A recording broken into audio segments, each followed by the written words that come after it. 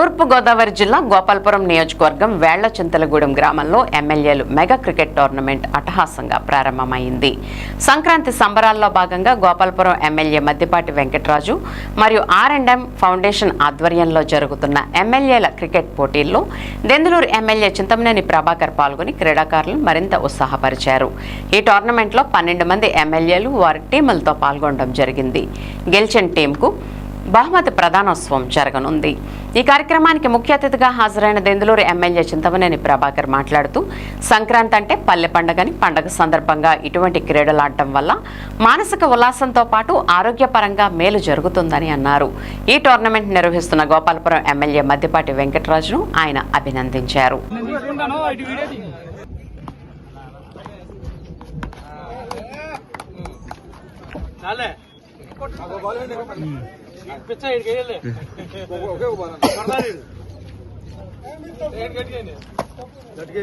Ball కట్టుకేమన్నాడు మావుడు.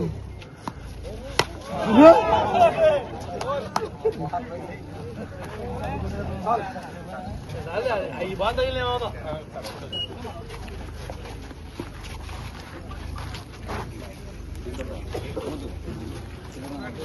పండుగ సాంప్రదాయాలు, సంస్కృతులు అన్ని కులాల వారు, మతాల వారు మరి ఎక్కువగా చేసుకునేటువంటి సందర్భం.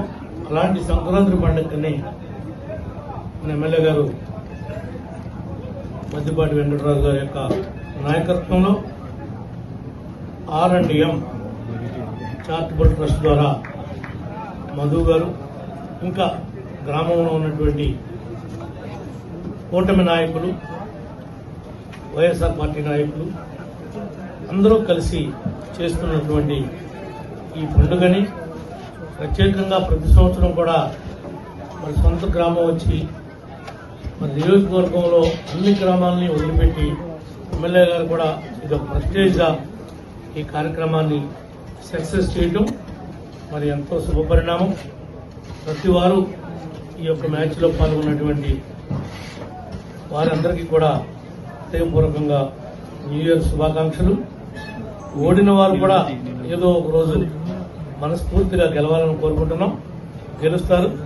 విన్నర్స్ కి 1,00,000 అట, రన్నర్స్ కి 75,000 అట.